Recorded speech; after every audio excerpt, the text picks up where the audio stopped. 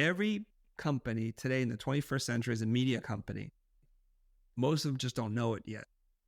Media companies need a voice, a personality. They need a leader, and that's you. Wow.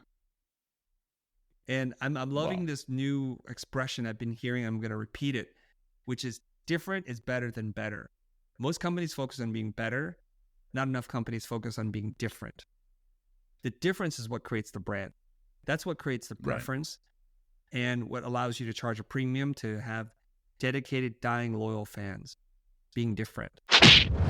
Welcome to the Head Smack podcast, where we have candid conversations with misfits and mavericks. Those not afraid to stand up and stand out. The dreamers and the doers, the ones who've stumbled, fumbled, and then soared. Here we delve into the inspiring journeys and pivotal aha moments that have shaped their worlds. And maybe through sharing their adventures, you'll get hit with a head smack that'll change your destiny. Hey, welcome to the Head Smack podcast. My name is Paul Pavolny, and I have conversations with misfits, mavericks, trailblazers, and I'm excited to talk to Chris Do today. Chris is a renowned Emmy Award-winning designer, CEO, and founder of The Futur. He helps creatives build businesses and business leaders build brands. He's also considered a loud introvert and a recovering graphic designer. And some even consider him the Jordan Peterson of creatives. So glad to have you on, Chris. How you doing? I'm good. There's a lot of controversy with Jordan Peterson, so I'm not sure. I love all that label, but it's an honor. Yeah. Well, I know a lot of people appreciate your wisdom and your counsel and the way you're able to frame things.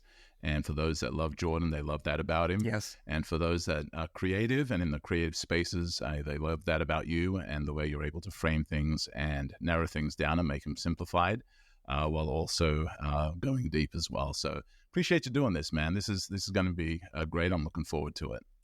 Me too. All right. So, both you and I are into superheroes. Now, I don't know. I'm more of a fan than I am a geek or a nerd about it. Okay. Would you call yourself a fan or a geek or a nerd? Like, are you like hyper into superheroes? I think I'm a geek because I think right. a nerd has no social skills, I think. Yeah, I'm more of a fan. And so usually when it comes to the podcast, I like to start off by asking people's origin stories. You've considered and you've talked about having 9 lives. And so we can talk about that as briefly or as at length as you like. But let's talk about your origin story. What is the origin of Chris Do?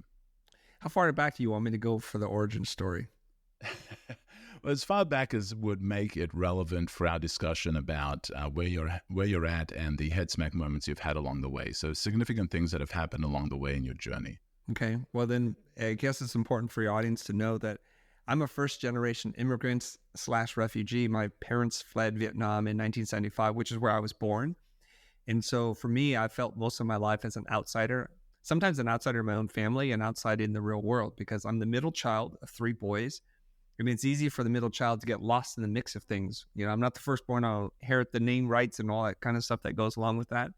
I'm not the baby, the darling who gets away with murder. I'm just the person who's usually forgotten about. And so it has informed a little bit of how I am and how I move in the world, because as I've learned in therapy, the middle child tends to be the caretaker. So we're really concerned about how other people feel, and that's how we feel like we can stand out. And it wasn't until I went to therapy that I learned that about myself. And it helped me to get a lot of clarity as to why in some of my previous relationships, I was so conflict averse. I was so worried about their feelings that I put their feelings ahead of mine. Wow. So yeah, I'm first generation immigrant as well. And, my family fled from communism in Yugoslavia. So I totally get that. Now I'm the firstborn, so I'm sorry about that. Sorry for all the pain I may have inflicted. It's your birthright. So, being a first generation immigrant and, being a creative, what was that like? Was there any issues with being the creative kid and not, having a regular type skill set? Yeah, there's a lot of challenges being an Asian American coming to America. The whole idea is you've got to do well in school, not just do okay. Like A is just kind of average. That's the joke inside the Asian community. You have to get an A+. You have to get a 4+ GPA.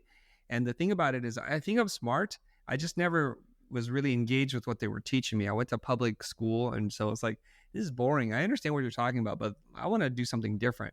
And so oftentimes I would find myself doodling in my notebook, kind of daydreaming a little bit.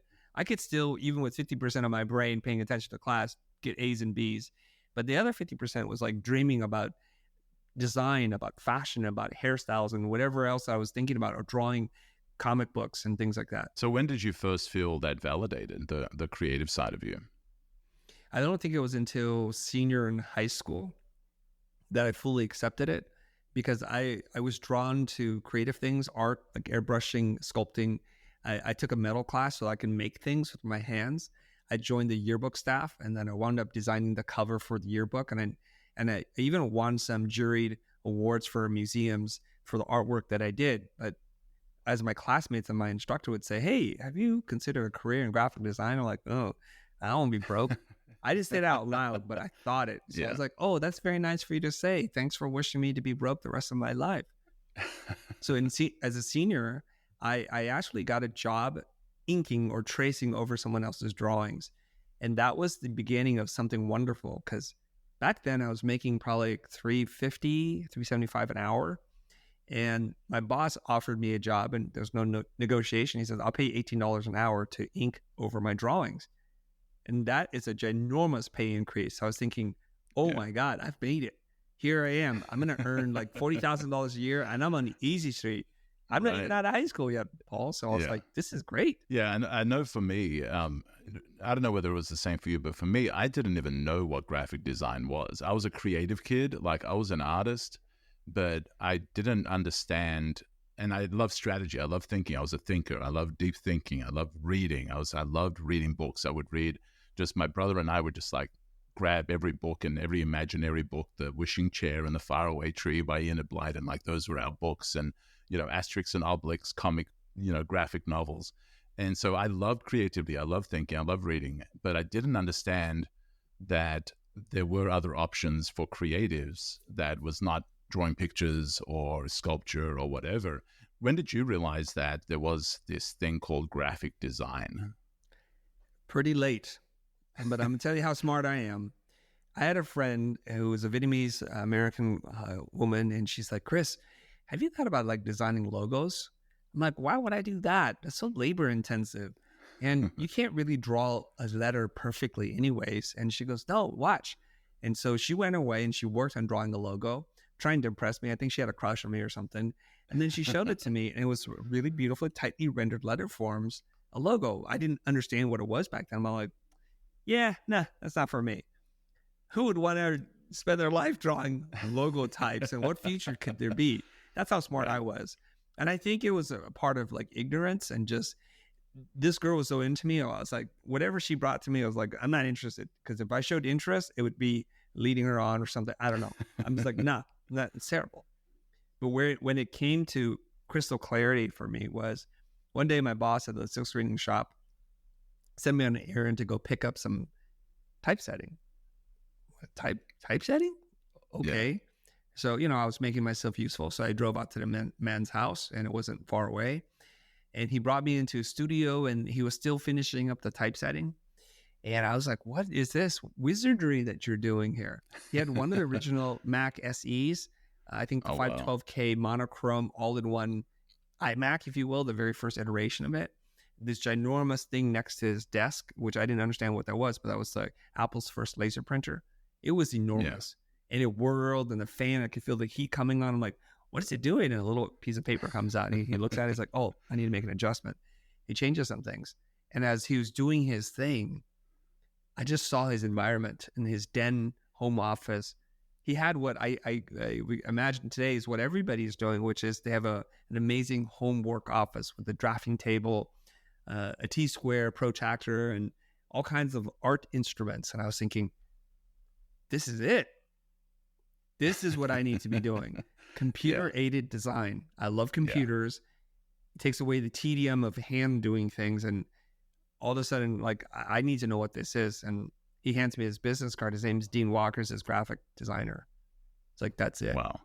Yeah, that's what I want to do. Yeah. Well, and for me, it was kind of interesting because I kind of came, I think I'm older than you. I'm not sure how old you are, but I came into design, and then they were doing everything manually. I mean, they had the rub down letters. Yes. They had like everything was manual. Yeah, the Letraset, the was it the Rubylith? Rubylith, for sure. The bromine machines, all of those things. And for me, I actually didn't like graphic design. I thought I wanted to do graphic design, but I saw how like particular and finicky and like technical it was that I was like, maybe that's not what I want to do. And luckily, you know, I went off to college, studied that, and I kind of liked it. Didn't do good at sculpture, didn't do good at figure drawing and painting.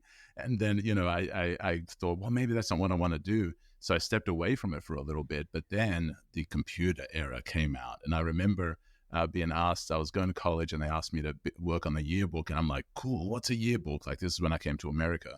And, you know, so I worked on the yearbook and I did it like old school, you know, because there weren't computers at that point. But by the next year, they had Microsoft Word and you could do stuff with letters and then print it out on a laser printer.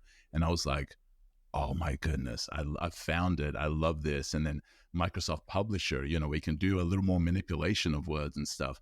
And that's when I knew, like, I love graphic design. Like, I love bringing this together. So what was your first job as a designer? Well, before I answer a question, I'm going to make an educated guess. Deductive reasoning puts you at probably around 55, 56. Yeah, I just turned 55 in April. Yeah. See, there you go. I'm 52, so you're just a few years ahead of me. Yeah. All right. Because when I was in high school, we were already using computers to do the layouts. Right. And kind of simple page layout, nothing fancy with what we know today. So, okay. What was my first legitimate job in doing design? Well, the technical first job is just me doing the inking part and understanding hand lettering and tracing over his drawings. I was a production artist, maybe not a full-blown graphic designer. Right. But I go away to community college because I couldn't get into an art school. And I got a job at a place called Zebra Copies, having just finished learning PageMaker, Aldus PageMaker. And Zebra Copies had this job thing, and I was like, I love their facilities here.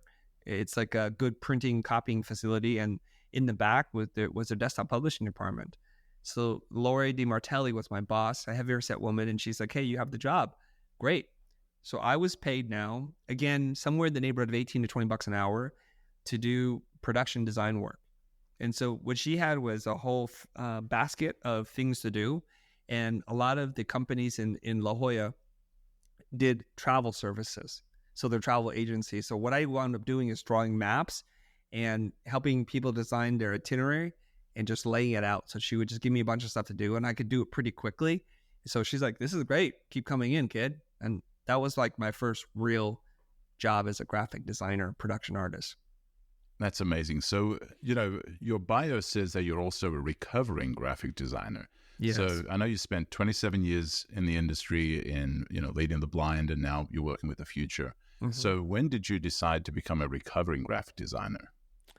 Well, as a young person who's an immigrant, not sure of who I am, I was in search of an identity. It seems like there was the jocks and the stoners or the hip hop folk. And I was like, I don't know who I am. I'm just kind of this generic person. And when I found graphic design and when I found, I guess, a skill that I was really good at, I love that label. I'm a graphic designer. And I said it with pride. And everywhere I would go, people are like, what do you do? I'm a graphic designer. Oh my God. And I would just say it really proudly. And eventually I got my way into Art Center. I graduated and I started directing commercials and music videos shortly thereafter. And I was still like, I'm a graphic designer. What makes me unique as a director is my understanding of typography, form, and contrast, and then later on add movement and certain kinds of compositional things. I was still a graphic designer. But eventually I started to think about it, that when you tell people you're a graphic designer, they think of you as a graphic designer, one who designs graphics.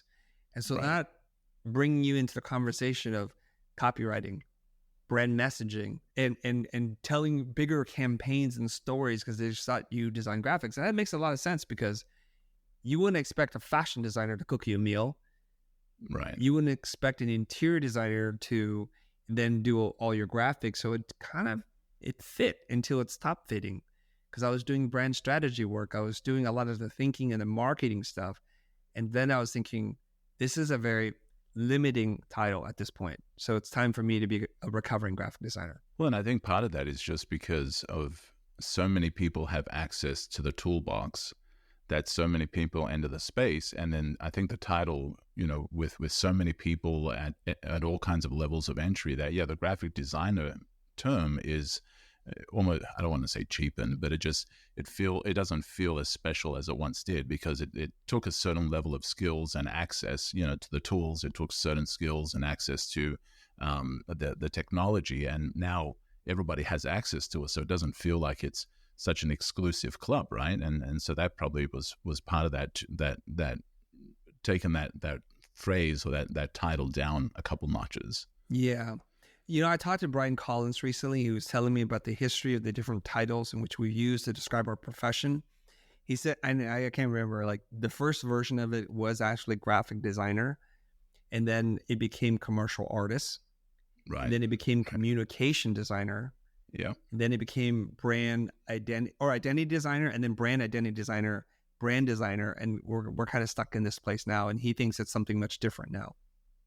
Yeah. Yeah, I would think so. Yeah, and that's when I was learning about it. It was a communications, and it was, and I was like, oh man, I don't know, but I didn't even know that existed. Like, I didn't know that thing existed. And so, you had mentioned a little bit of, starting The Blind and doing, more work outside of graphic design, of doing the lettering and stuff to more video work. What was that like? What was that transition like? Was that a natural transition? Was that something you found you actually had a skill in, or was that out of necessity? How did that transition happen? The last semester I had at Art Center, I took a 2D animation class taught by Linda Wyman of lynda.com fame. And I was introduced to After Effects. I'm like, this is pretty cool. I like moving things around. And at this point in time, I think regular old 2D print design was boring to me.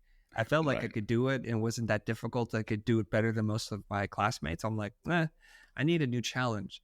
And so I fall into this thing. And luck would have it that my work was featured on the Adobe After Effects CD-ROM as part of like the thing that they shipped out to everybody back when we had CD-ROMs to hold on to. Right. And I started my studio, Blind, and I was doing a lot of different work. So somebody would call me for logo work, I'd do logo work. You needed identity design for your company, I would do that. And you want me to design graphics for your commercials, I would do that. And we were doing okay. We would do a bunch of different projects, slowly getting to like $100,000, $200,000 in buildings just the first couple of years. But then I realized something. I wasn't very good at anything. And I learned the first important lesson that you need to is like, thou shalt focus, thou shalt find a niche and own it and grow thought leadership in that space. And I remember saying to my wife, because I was a little embarrassed, we were awarded a project for an animated feature film. I'm sorry. We had to design the main title for a feature film. It wasn't animated. And the company that hired me at our studio, they were nervous that we didn't know what we were doing. And they had a right to be nervous, by the way. I wasn't offended. So they said, hey, and they did it the most graceful way. They said, hey, we're going to send one of our senior animators over just to help you. Because I was stressed. We're building these big titles for a movie with Arnold Schwarzenegger in it. And he came by and he looked at the files. He said, hey, do you ever add animation curves? I'm like, what is that? Wow. Ease in, ease out, And then he showed me, even for the basic movement, and that it would feel a lot more elegant by just adding ramp up and ramp out. And so when I saw that, I knew then I want to get good at this. And clearly that guy knows more about this than I do. And so I had to say, look, we're not going to do web design anymore. We're not going to do logo design. We're only going to focus on motion design. And that was within the first year and a half of starting the business. Wow. And so now that, you won Emmys for work within that kind of space, right? Yeah. And so when did you transition into the next phase of even The Blind, and what prompted that decision? And so, the folks that are going to listen to this, they're business owners, they're designers, they're creatives, they're entrepreneurs.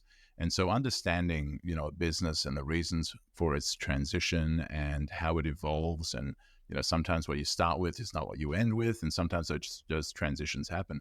What transitioned you back to doing more identity type work? I want to share a couple of the key ideas. I think that might hit home for some of the creatives who are listening to this. In that, number one, I'm a very pragmatic person. I'm quite detached from anything. As a refugee immigrant, you kind of become used to moving around, and it's just my city. I don't even know. Nothing is mine. I'm just exactly where I'm at, and tomorrow it'll be something different. And there's a famous Wayne Gretzky quote about him skating to where the puck is going, not to where it's at. So you're coupled with one, you are detached from things and you understand trends and you could see the market move. I want to go to where the market is moving. Yeah. So even in college, I went to Art Center. All my classmates were thinking about print design. They were thinking about packaging. In fact, the major that we were in was called print or graphic design and packaging. That was the major. And that's what they were preparing us for. And I don't know if you recall, but right around that time, CDs were starting to get a little soft in terms of sales. It was just already beginning, maybe not totally apparent yet. It would take another 5 or 8 years before the whole industry would collapse. And I was introduced to 3D modeling, 3D animation, 2D animation, and compositing. I was like, this is wild. This is exciting. We're at the verge of some new era. And back when I got into it, it didn't even have a title yet. It wasn't known until later as motion design. Because there were debates, should we call ourselves motion graphic designers, or motion artists? It's like, I don't know, you guys call it whatever you want. I don't really care. I'm just going to do the work. Yeah. And so we transitioned from doing a bunch of digital design into just specifically motion design. And that arc took me over 10 years to kind of figure out, like, I think I'm towards the end of like what I need to learn. So at first you animate little pieces of type. You might animate a logo, and then you might do a 2D character in a live action plate. And then you do fully animated 2-dimensional videos. And then you do hybrid CGI and live action. And then by the end of our cycle, we would direct fully live action things that had no design or typography or animation in it at all. Just go through that arc. And that excited me because new challenges. I taught myself photography. I taught myself about lensing and the language of cinema and editing and color grading and visual effects. And there was a lot to learn there. And then I got bored again. And I was thinking, this is weird because what we wind up doing is we work with advertising agencies who figure out the messaging, the positioning, and the campaign. And we brought it to life. We infused it with creativity, but we weren't making any of those decisions. And I wanted to figure that out. And that's when we started to move into brand strategy and to be able to work with clients directly. We had to learn the skills that the ad agencies had. Yeah. And so, that evolved into, talking more about brand strategy. But there was a time in design where separating the two wasn't a thing. Like, we didn't talk about brand strategy. It's kind of being its own thing. It was almost like we did the exploration, we did the discovery, we talked about people, but we didn't separate brand strategy from the design. And then it suddenly became a thing where we talked about it a lot more. And even though it's something that's been around forever, a lot of times that happens is we give new names to old things, or new things they seem like new things, but they're just old things just resurfaced or separated out. And so when you started with The Blind doing more brand strategy, what are some of the key pivots you had to make in talking to even to your clients about it? Well, I'll say this. I may agree or disagree with you on some of these things. I think a lot of designers work with clients directly, and it feels like there's a discovery phase. It feels like there's brand strategy, but what they're doing is they're just trying to figure out what the client's preferences are and what their overall goals are. But it was never really connected to business strategy and business planning because most designers don't know anything about that to begin with. They don't understand copywriting. They don't understand how to shape the tone and voice of a real brand. And so, yes, we do have these conversations, and they've been happening a long time. But it wasn't really because there was a system of understanding business needs. So somebody might launch a business and say, we're adding a new line of like coffee to our offerings, and it's going to grow our business. And we try to understand what they're thinking, the positioning, but we don't know how to really shape that at all. In the new way in which we're talking about brand strategy is we actually challenge the clients, and they don't even know how to position it. And we help them to do the research and do competitive analysis. And we start to figure out the tone and voice, which allows them to be different and unique from their competitors. And this isn't just an exercise for us to do the kind of design we want. It's actually driven by their business and marketing goals. So you're designing an entire customer journey. And this is when the label graphic designer doesn't fit anymore. Right. This is when the first time I'm feeling that friction, because you know what? You actually didn't have a brand platform even. You didn't know if you wanted to create a bunch of different products or how you're going to anchor all these things together. So when we started working with clients directly, because for the first, I want to say almost 20 years, it was through an agency. Clients hired an agency. They became agency of record. They're like, oh, we're talking about Shy Day. We're talking about Foucault and Belding. We're talking about multi-million, billion-dollar agencies who then subcontract $100,000, $500,000, $1 million jobs to their vendors like us.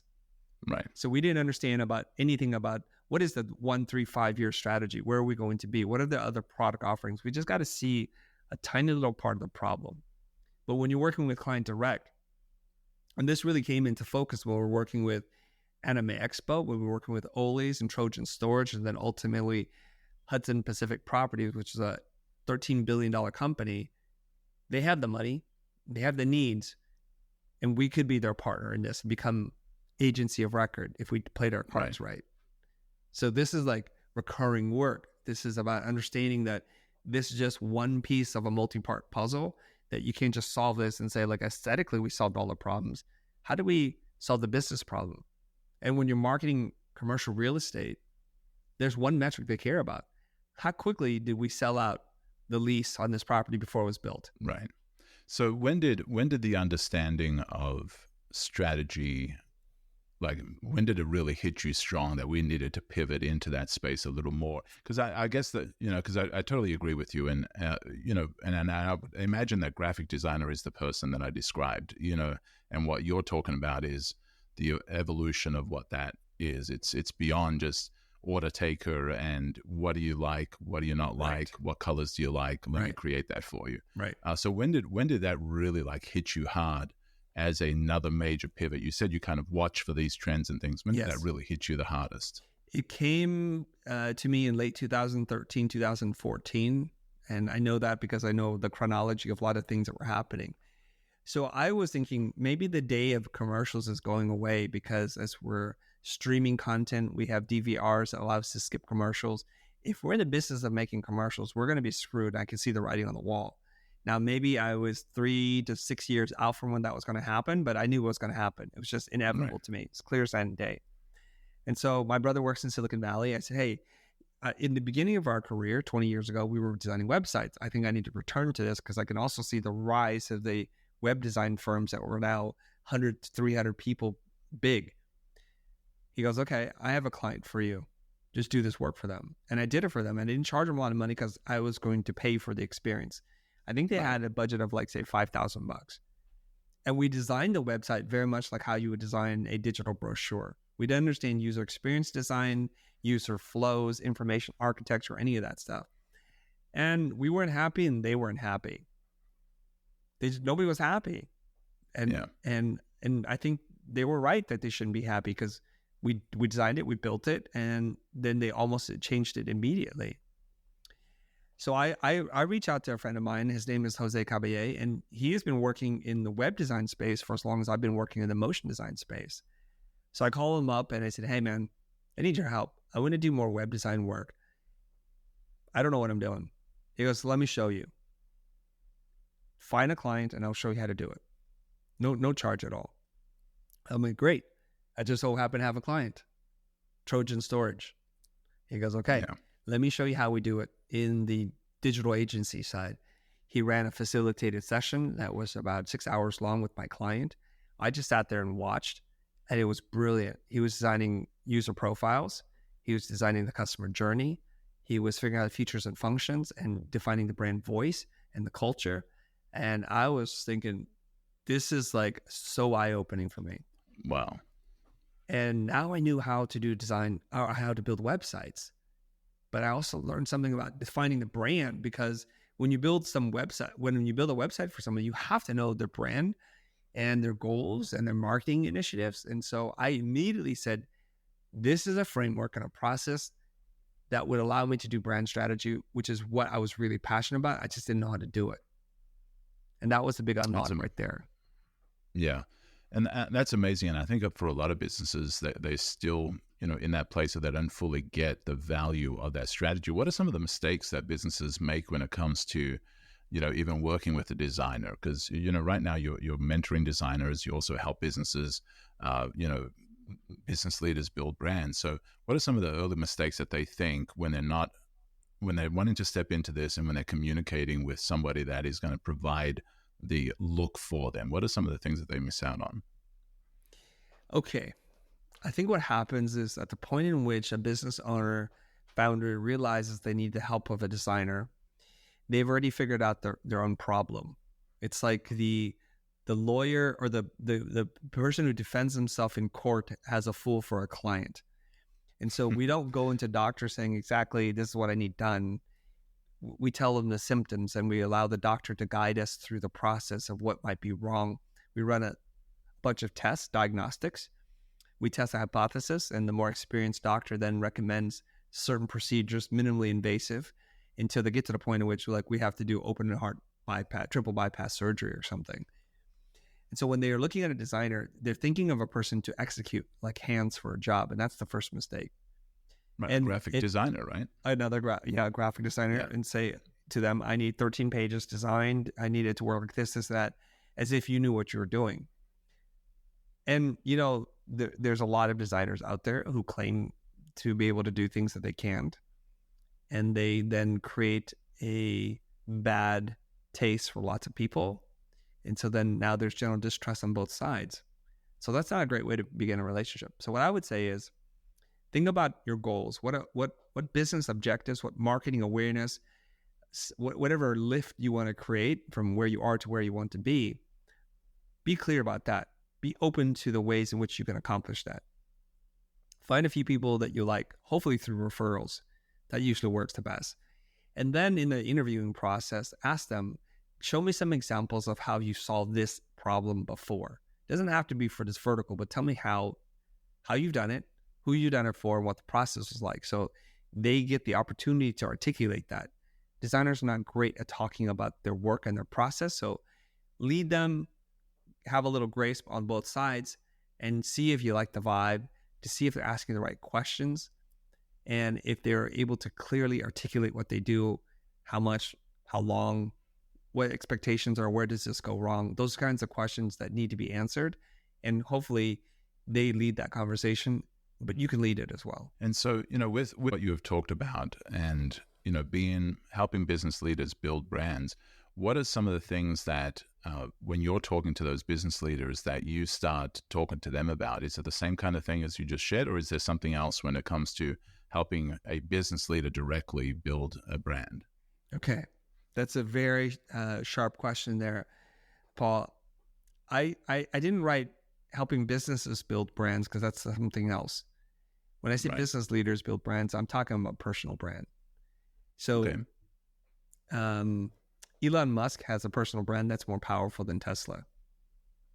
Steve Jobs has a stronger personal brand than Apple.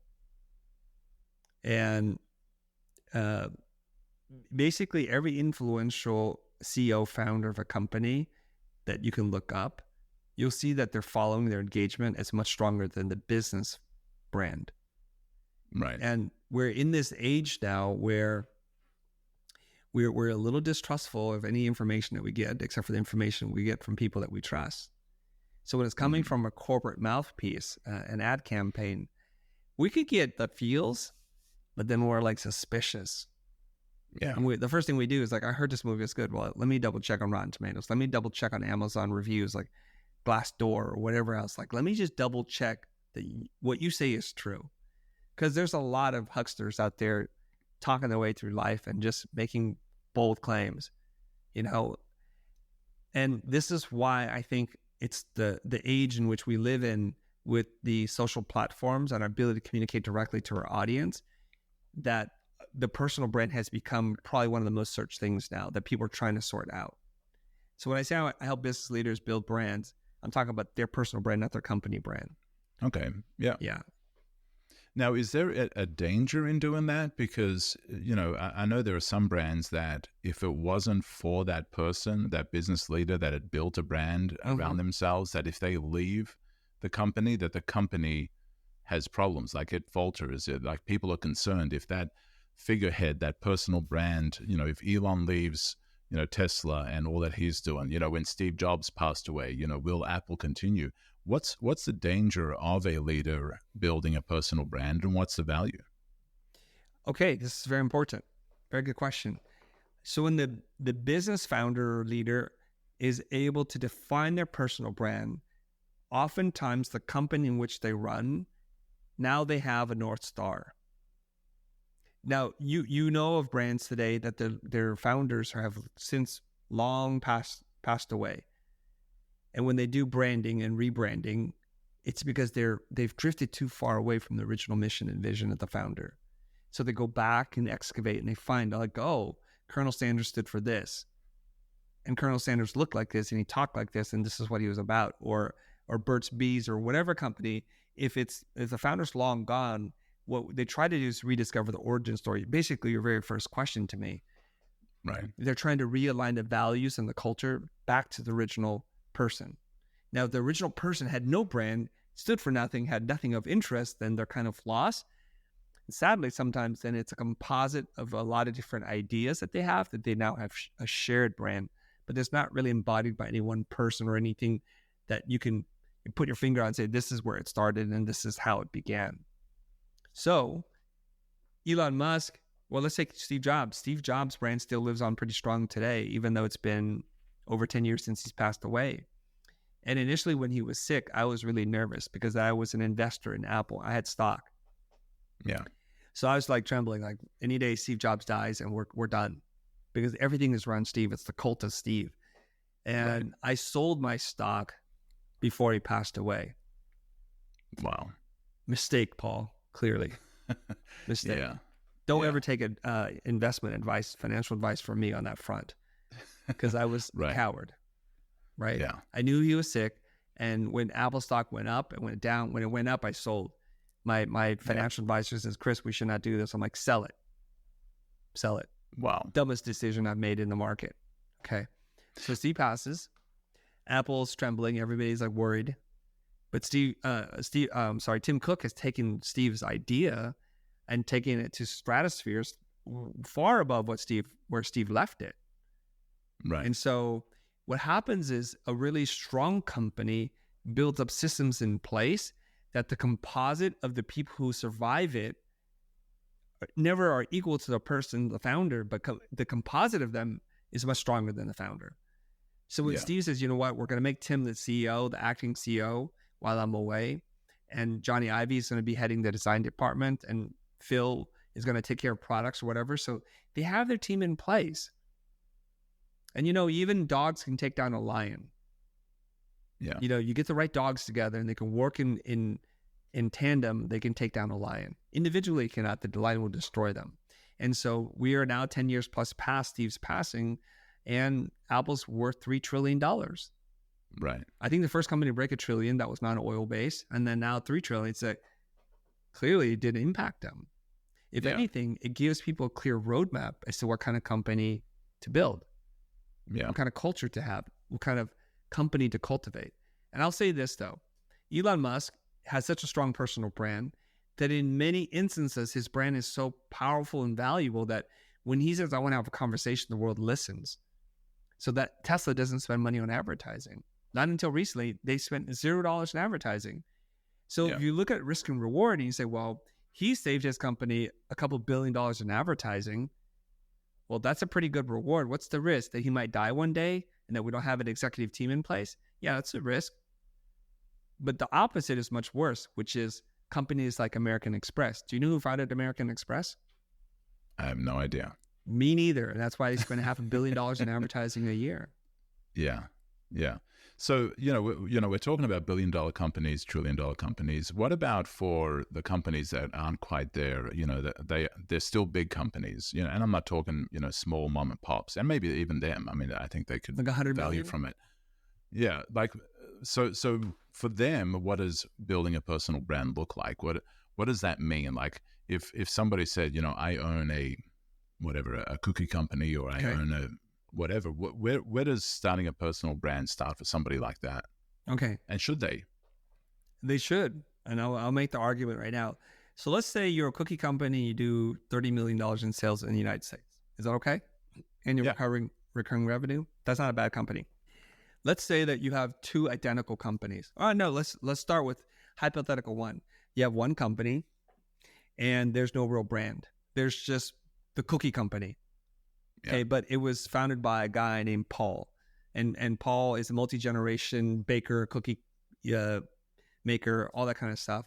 And then Paul all of a sudden decides one day he's going to start sharing recipes and talking and producing content around his love for cookies and what makes the difference between that kind of cookie and this and how many grams of chocolate. So he becomes like the Willy Wonka personality of cookies. Yeah. And then one day, Paul and his partners disagree. They just disagree. They're like, you know what? It's been a good ride. We need to separate our ways. What happens to the cookie company when Paul leaves because he's built such a strong personal brand? Does that company survive? Just think about that for a little bit, okay? And so then Paul goes off and he wants to start a new cookie company. Does Paul have an easier time getting financing, angel investors, getting positive terms and conditions in terms of like warehouses, distribution? And I think the answer is yes, yes, and yes. And then Paul's like, hey, everybody, I've started a new company. I'm going to be opening up in January of next year. I'm looking for talented people in marketing, in the kitchen, and service people. And all the old people are like, we're with Bob. He's a bozo. And then they silently, quietly start sending you their resumes. Yeah. In fact, actually, when you leave, several of them, they do the opposite of a Jerry Maguire moment. And you're like, who's with me? And they're like, us? Because you have the vision. We believe in what you believe in. You have the values. This other person just wants to sell cookies. So should you have a brand? Put yourself in that situation. Right. I can make this much more concrete for folks.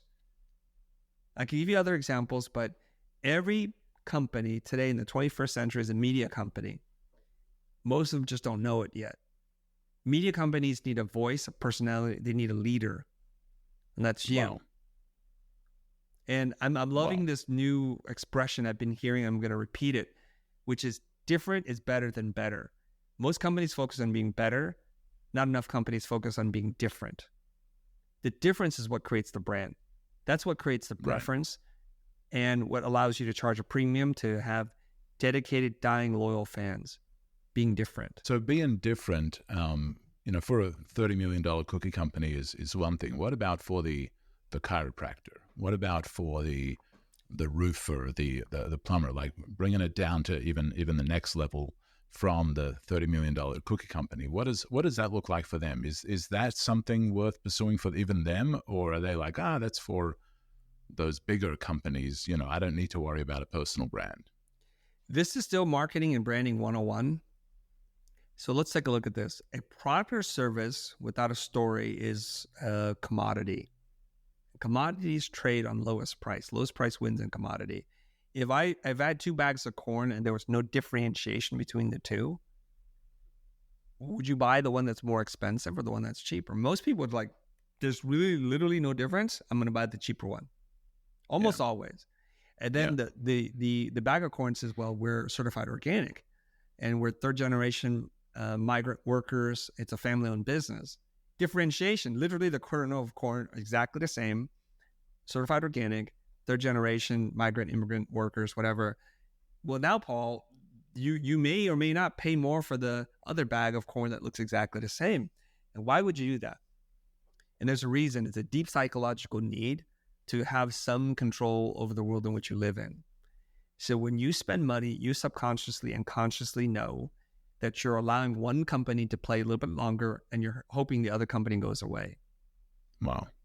Like when you drive down the street and you have to fill up in your petrol car, you see Shell, you see Exxon, you see Mobil, I don't know what the other companies are, BP. Do you always go to the same one if you can? Or do you just randomly pull up to anyone that is available? I go to the same one. Which one is that? I'm just curious. I go to Costco or Sam's. Good gas. Okay, that's fine. That makes sense to me. Yeah. Right? But like we have preference and you go there because it's a good value and you might be able to do some of your monthly grocery shopping there because if you're going to Costco, right? Yeah. You might grab yourself a $1 hot dog and a $1 ginormous Coke or something like that, right? But if you do that, that's because you like the product that they offer and you like how it makes you feel about yourself. So Anna Lappe said this, and I learned this from Kevin Finn. He says that every dollar she said that every dollar that you spend is a vote for the world that you want to live in. Wow. So I go out of my way to spend my money on things I want to see more of. I'll give you the example right now, and people, I think, will start to understand this. Mad Max Furiosa. Did you see it yet, Paul? Not yet. That's on my agenda for this weekend. Okay. Now, I'm going to ask you this question. Why do you want to see that film? Because I'm Australian and it's Mad Max. Okay. Those are good reasons. Yeah. Those are good reasons. Okay. All right. Here's the thing. George Miller's a genius, in my opinion. Oh, yeah. He created the whole Mad Max franchise. He also created Happy Feet. Like, how did one mind create these two things? Did you know this? Right. Yeah. You know what? I read that fact. I'm like, no, that can't be true. But it is literally the same guy. My goodness. Yeah. You know, Mumbles and Mad Max, they're the same creator. It's like unbelievable. Oh, yeah. Okay, so George, for everything he is, and he's had a career that's lasted, 40 years, which is incredible that he's an active working director, as relevant as today as he ever was. He's worked in crazy post-apocalyptic worlds and just a world where there's a little global warming and trapping of animals.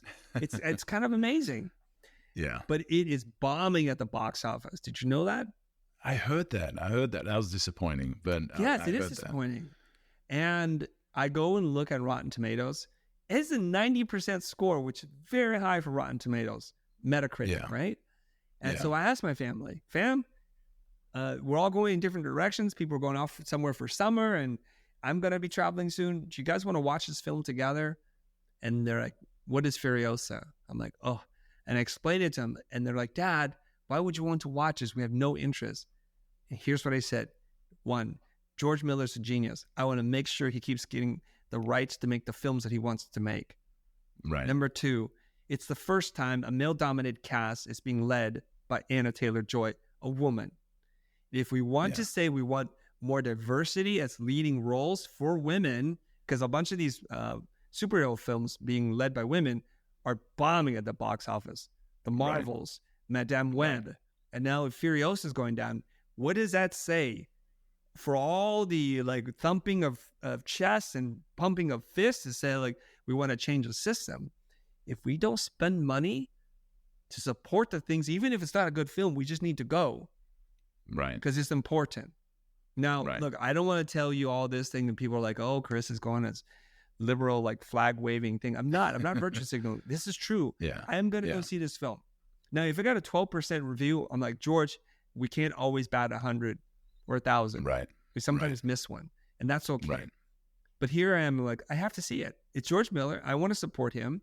I know it's going to be great. Yeah. He hasn't made a bad film. And you know what? I want to make sure that the studio say it's okay to have a female lead. We just need good films for them to work on. That's all. Right. Madame Web is a stinker. Don't waste your time watching that. That was a piece of garbage film, guys. I haven't watched that one. Actresses, the A-listers they put in that, it's a piece of garbage. The script was messed up to begin with. Yeah. But that's what happens when Sony runs a film. No, I actually liked the Marvels. I thought the Marvels surprised me. I was going into that thinking I'd hate it because I think Captain Marvel was just, it just was not done right. But when I saw the Marvels, I was actually surprised by how much I enjoyed it. But that bombed as well. It bombed as well. And there's all kinds of things like Brie Larson, no one wants to work with her, and this and that. And I didn't love the Marvels. I didn't like the Elementals, or what is that? Whatever. That was a bad film too. It's and they gave it to a woman to direct. The Eternals. The Eternals. That's what it's called. The Eternals. Yeah. Some of these films are, oh my God, guys. I love comic books, but I have a standard, and you must meet that standard, and it did not meet the standard. Do you think we're tired of superhero movies? No, we're just tired of crappy ones. Yeah. I am.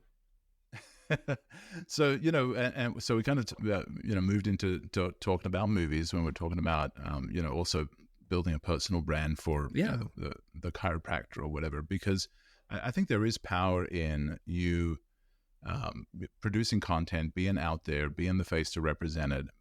And I think there is also the chance that your brand will be super tied in, your personal brand will be super tied into your business. There's also the possibility that is not necessarily a negative thing because you're differentiating. And I love what you said about differentiation. It's it's not, and somebody else once said, it's not the best that's always wins, it's the best known that always wins. And to be the best known, sometimes it's simply by differentiation, is by doing something different, even in what you're communicating, even in what you're doing visually, but just being different as opposed to being same, and everybody kind of wanting to compete. Who's doing this? So let me do the same thing. What's Quark doing in design does better, in Illustrator and photo, and not saying we are totally different and something set apart from that. What are some other challenges that you see, because you work with designers and helping designers help businesses? What are some other things that designers sometimes, the challenge they face in working with businesses, that you try and help them to negotiate that relationship and make sure that they're able to serve the businesses the best they can? Okay. I also need to answer your other question because I went off on this tangent. I may have derailed the entire podcast, Paul. No, that was amazing. I'll talk superheroes all day, man. Well, you're a roofer, and there's 1,000 roofers in your neighborhood. And if you can't be first to market, you better be different. Ideally, you'd be first and different, and oftentimes first is different. So you have to be more different than first. That's right. That's the key. So if you're a roofer and I get 3 bids and I don't know you from anybody, well, good luck with that. But you know what I'm seeing now? Like really boring jobs done by one person, and they stand out. There's a guy who does pressure washing of driveways. And there's another guy, and he cleans rugs, these filthy freaking rugs. Or another person who cleans cars that are just, did somebody forget about a car for 3 years and pull out of the barn? Because the cars this person works on are just horrific in their condition. Dirt and stains and moldy food in it. It's just horrific. And they go through and they meticulously clean things. They don't even say anything. Or a guy who mows the lawn and trims the hedges and things like that. There's overgrown things. I don't know if you've seen any of these videos, but he'll knock on the door and he's like, hey, I'm just in the neighborhood. I just saw that you have an overgrown lawn. I'm not here to sell anything. I was just wondering if you would mind if I would just do this free of charge because I make content and I just would like to do this for you. Oh, dude, you can't believe how many of those I've watched. Okay, so we're in the same boat, right? Yeah. So now think in an average suburban neighborhood, how many people might do gardening and landscaping? But the only one we'll talk about is the one who does that video. Yeah. Boring, average, me too, ho-hum businesses can stand out because they understand how to create differentiation. They know how to tell a story. And so now, when we're thinking about it, it's I don't want any person. I want that guy. I want that gal. Yeah. I don't want just anybody. And so if you do $100,000 a year and you want to differentiate, pay attention. Okay. Right. I think I landed that plane now. Is that all right? Yeah, that's awesome. Okay. Now we'll go to the whole, what can we do for designers and how can they overcome the certain challenges in working with clients? The first question I have for you is designers have lots of challenges. They have mostly self-inflicted wounds regarding money or regarding process, their discomfort talking about business, poorly positioned, and just not knowing how to generate leads. Now, of all the challenges they might have, where should we focus the conversation, Paul? Okay, so probably there's 2 parts even to that. The first part is, we went through an era of where bad design was working, with the whole ClickFunnels type era where it didn't matter. Design seemed irrelevant. Secondary. And so, and then there's also, the availability of graphic design is so prevalent that answering the question for even a business owner is, how does design make me money? How does, why do I need to care about design when others are making money without worrying about it at all? Yes. There's a quote here that I read in Marty Neumeier's book. I think it was The Brand Gap, about what design is. And I'm forgetting the person's name, but he's a Nobel laureate. And he defines design this way: one who devises a course of action to go from an existing condition to improved condition. Well, I love that. That's like change management. Mm-hmm. Okay, so a designer isn't someone who makes something red, yellow, that turns a square into a circle. A designer is one who understands your business needs, your marketing needs, your customer experience needs, and says, hey, which one of these things is going to move the needle for you, and engages you in a business dialogue, and then goes away to devise what the best approach is. And sometimes the best approach is you need a sales funnel expert, and I'm not that person. I believe that's what you need, and I can't do it. I wish I could, but I can't. And sometimes it's like, it turns out that the way the menu is designed is causing a delay that it's taking on average 2 minutes longer to put in an order. And so now you have a queue of frustrated customers, and some of them just walk away. So we can get people in and out and help you design a better menu. Now, I'm not talking about the typeface or the point size or the color and the contrast or the texture of the menu. I'm talking about design the menu, like what items should be here. How should we structure this so that it makes the most sense? And how do we maximize the value for you as the business owner while creating delight and ease of use for the consumer? That's design, Paul. So if you're asking this question like, well, how to make money on this, you're just looking at the problem the wrong way. Yeah. And I guess it comes down to asking them too what problem they're trying to solve, as opposed to saying, do you want bigger logo, bigger, different color, different whatever. It's actually narrowing it down to what is the key thing that you're trying to solve, as opposed to let me just start creating stuff for you, and hopefully it's pretty enough for you to approve it and pay for it. Yeah. The way I like to approach it, and if there's a couple of steps in our frameworks that people can get their head wrapped around this, and I don't want to say this like we have clients to blame because they don't know how to have a conversation with us. The large portion of blame belongs to creative people who call themselves designers, who are underqualified, who haven't trained, who are thinking very selfishly, self-serving, narcissistically about what it is they want to do, and the client interfering with their creation of art. A lot of that we own, okay, everybody who's listening to this.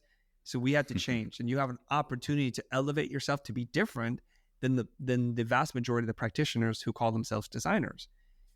I think the first question that we need to know is, what is the goal? What is that you want to accomplish? Before we understand the problem, the goal is more important than the problem. Because absent what the goal is, all problems seem legitimate. Okay? I love that. So what is the goal? And then when they tell us the goal, we need to ask them something to the effect of, what is the reason why this goal is important to you? So then even the goal is not legitimate until we know the root cause of that. Right. Okay, now, and then what we have to do is we have to do this dance between the goal and the reason for achieving this goal. And if it's the right goal for the right reason, then we can move to step 2. And then we've already lost most designers at this point because they didn't even ask the question, or they just accept the goal as a real goal. Okay.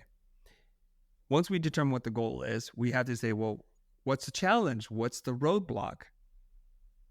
That's the problem. Yeah. And it's a very kind of logical flow here. There's a reason why I want to achieve this, and this is the goal I want to achieve, and this is the problem. Now I understand the obstacle that's standing in your way, and when I understand that, we can look at possible solutions, okay? But before we get there, we can say, okay, this is your goal, and there's an obstacle. What does the dream outcome look like to you? Like in your wildest dreams, if this were to work, what would that look like? So we're asking them to look into the future to describe to us a desired future state, which puts them in a much more positive state of mind. So we're helping them to frame this through not looking at the expense and the pain, but where they'd like to be. When we're through the funnel or the tunnel, what does it look like? Are you sitting at the beach, drinking a Mai Tai, enjoying beautiful Korean music? What are you doing? Yeah. And we ask them, the flip side of that question is, what are your worst fears? What's going to happen? So it's kind of a heaven-hell kind of situation. Like in heaven, this looks like this. In hell, it looks like this. Well, I've wasted a lot of time. Okay. I've missed deadlines. My partners are furious and they've canceled their contracts. And I'm now working 80 hours a week, making half as much money. Okay. All right. So they're giving you all the clues that you need, the parameters in which you can operate under, such that hopefully you can draw the insight and say, well, based on everything you've told me, it sounds like this is what needs to happen. Is that correct? And they're like, yes. And so what you're doing there is you're helping them to get clarity on their problem, the motivation, and the potential solution, and their worst fears. None of this is presenting. None of this is pitching. None of this is performative. Yeah. I'm 100% present to the conversation. And now they have this clarity. At this point, That's amazing. I think they just start throwing money at you. And so for the business owner that's listening to this and realized, man, my designer did not even ask me any of that stuff. How do they have a conversation then with somebody that they're wanting to bring in to help them out with that stuff? What, from their side of the conversation, what does that look like for them? Yeah, I think hopefully it's the first time I'm using a metaphor like this. Let's see if it fits. It's kind of like you asking yourself, why are my knees bruised and bloody when I just keep swimming on the shallow end of the kiddie pool? Okay. Yeah. People who swim on the deep end of the pool don't have the same problem of scraped knees. And it's because you've told yourself, I have $500 to do something. I'm going to look on Fiverr. I'm going to look Upwork. You've decided to stay in the kiddie pool to solve a big problem. So a Jim Rohn quote is something like this: don't minor in the majors. Don't make a minor effort for a major result. And don't spend a major effort for a minor result. We're recalibrating here. We want to make a major effort for a major result, because doing little things that don't matter. Right. Why would we do that? So we have to say, okay, given what I know about the outcome that I'm hoping for, some percentage of that goal is appropriate amount of money. So if you are trying to attract new customers and you have a potential net gain of $400,000, at minimum, you're going to spend $40K for this, not $4K. Right. And that's the problem. So what they're doing is they're saying, you know what? I got a really small hook. I have a really small piece of bait. Why aren't I catching big fish? So when the little designers swim in, who don't know what they're doing because they're students, they're third-tier designers, and they just found a random portfolio. They're not vetted. They don't have a process. They barely even are incorporated as a company. They swim in, they keep biting the bait, and like, I can't make a meal out of this. Right. You began the whole process the wrong way. I love that. And I think for some that's a head smack moment, because they've wanted minimal investment in something that others that are succeeding have given big investment to, and then they're wondering, why am I not succeeding? Well, if you look at those that are succeeding, they've invested in things that you're shy of investing in. And so I think that's pretty powerful. As we wrap this up, and maybe this is too big of a question to even end with, but as you see creativity, you're in the creativity space, you mentor and you help creatives on such a level. What is the evolution that you're seeing in creativity and influence and just the business of design? How is it changing? I think creativity by its own very nature changes forms. And if that's what you are, if you're real creative, you just change forms. You morph. You take the shape, I think, of water, which is what Bruce Lee says, be water, my friend. It takes the shape of the cup. It can be powerful. It can be gentle. It can be nurturing. It can be destructive. You just be water. So creativity in the 80s and 90s meant production art, ruling pens, ruby lith, and things like that. And that was creativity because we work within the constraints that we have. Desktop publishing comes along in the late 90s, early 2000s, and creativity meant digital typefaces, page layout programs, photo manipulation and editing. And then we get into the early to mid 2000s, and we get into web design, web design 1.0. So now we're talking about interaction design and understanding user flows. And so when we get stuck in the form of it, we're basically saying, I'm going to design myself into obsolescence. Mm. But if we say we are creative people and we go where creative things go, which is it takes whatever form it wants to take. So in the future, it's about running marketing campaigns that are quantifiable and measurable for business results, not just for vanity metrics. We manage social accounts because everybody is actively building their footprint, telling their story to be radically different, not just different. We're helping people leverage video content to reach a broader audience. It's called a broadcast because you're casting to a broad audience. So we've learned the tools of how to create impactful, effective videos that gets watched, not because it's beautiful, not because you shot with an 8K sensor, because nobody cares. Right. Outside of a very small group of people, no one cares. And if we move into culture design, if we move into information design, if we move into maybe ethics design or something that's bigger than just what something looks like, then we have a shot at making a real impact on the world. That's just evolution. And right now, it's using AI-powered tools to leverage our thinking, our way of seeing the world, imagining things that have yet to be produced, and being playful with words so that we can come up with crazy combinations of things. It's a very exciting time to live in, Paul. It is. It is. I totally agree with that. And I mess with AI, it seems like daily, just trying to figure it out and learn it. And it is such an exciting time for creatives. It's kind of like the next big evolution of what we're doing. I think, the internet, like all you've mentioned, the internet, the graphics, computers, all of that stuff. I think the iPhone changed. That was kind of one of the big moves in society and culture that has impacted us. And I think this is kind of the next one that is unavoidable, unignorable. It's just a part of the future and what we're going to be it's going to be a part of our lives, and we can't avoid it. And so this has been amazing, Chris. I can't believe how quickly time has flown. And I know we could have gone deeper and further and wider on a lot of things, but this has been amazing. What's the best way to connect with you and follow along with what you're doing? I think the best thing you can do is find me anywhere on social media. I'm at the Chris Do, and last name is spelled Do, D-O. You can go to The Future, and if you're interested in programs that we run a coaching community called The Future Pro. There's a customer success roadmap quiz that you can take, which will give you one of 5 or 6 possible options that my education director, Stephanie Owens, has put together that includes resources, tips, and guides and things like that, with links that if you were to do, it will hopefully prepare you for the next level. And so be on the lookout for that. All you have to do is go to thefuture.com and you can find the quiz and take it. That's awesome. And definitely check out Chris on YouTube. Has a lot of great content. That's how I first got introduced to Chris. First time I saw him was creating content online, and then absolutely loved what he had to say. And so definitely look him up on there. Future Pro Group, I encourage you to join if you're a designer or creative. I'm a part of that as well. I've been a part for a couple of years, and absolutely super high value. The calls that we get to have and the coaching and the hot seats and all of that is incredibly valuable. Even for somebody like me that's been in it for 30 years, I still learn things. I still get refined. I get things chipped away, bad thinking, off thinking. And so I do encourage you to also check out the Future Pro Group. Chris, thank you so much, man. This has been awesome. Thanks, Paul. Thanks for that head smack moment.